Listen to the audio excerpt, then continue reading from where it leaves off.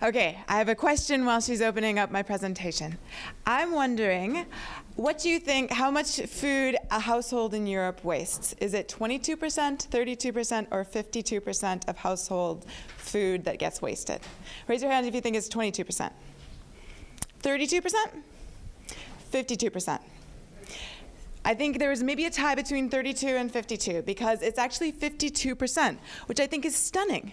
So if you purchase 100 kroner of food, 52% of that value is wasted. And as a whole, 22% of food across European sources is wasted. So that's a huge value for Sweden as a country, for European countries. So that money could be used in better ways. For instance, in Denmark, where I recently moved from Denmark, they estimate that the cost of food waste over the entire economy is 8.4 billion kroner. And in Sweden, 700,000 tons of food are wasted. So this is a huge opportunity for Denmark, Sweden, Germany, and other countries who have this as a goal. Now, there's a lot of ways that people are interested in solving these sorts of problems. For instance, on Blocket or on Facebook, you find a lot of people who are sharing food on Facebook. You find a lot of people who are selling things on Blocket.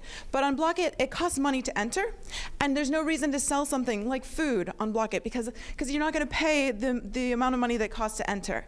And you can't see on Facebook, where it's free, you can't see where that item is located. So in our solution, it's a beta app. We got funding from the EU we got 13,000 kroner, 13,000 euro to develop an app through the EU.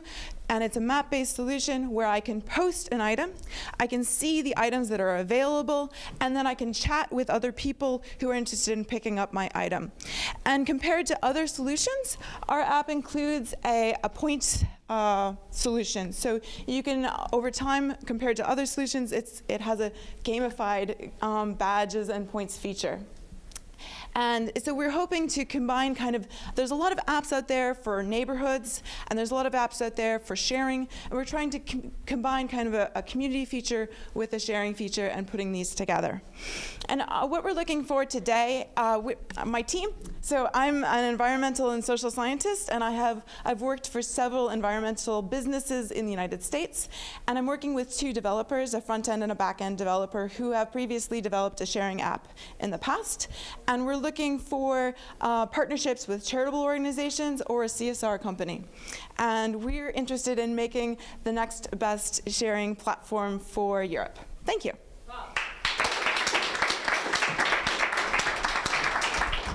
Thank you so much, Naomi. And before we open up the floor for questions, I'd like to ask you, what did you take home from this weekend?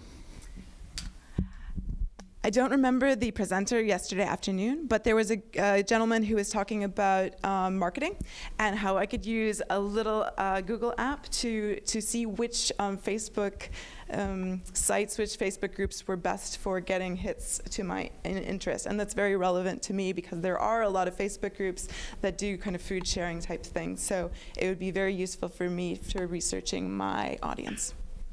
Okay, very good. That's a very specific and concrete takeaway. Any questions in the room? By the way, I will not take the bother to send around the mic for time. So please stand up and speak up if you have a question.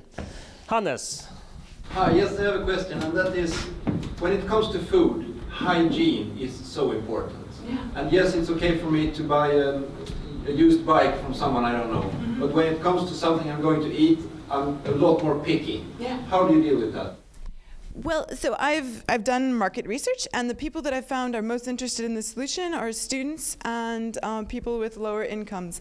And I'm also mostly focused on non-cooked food. There's other people who are working in Sweden and Europe and the United States who are more interested in selling a product that's cooked, and I'm more interested in selling something that's pre-cooked. So the items that you have sitting on your shelf that are long-lasting items, or fruits and vegetables like potatoes or carrots or non-cooked food. So that's one answer.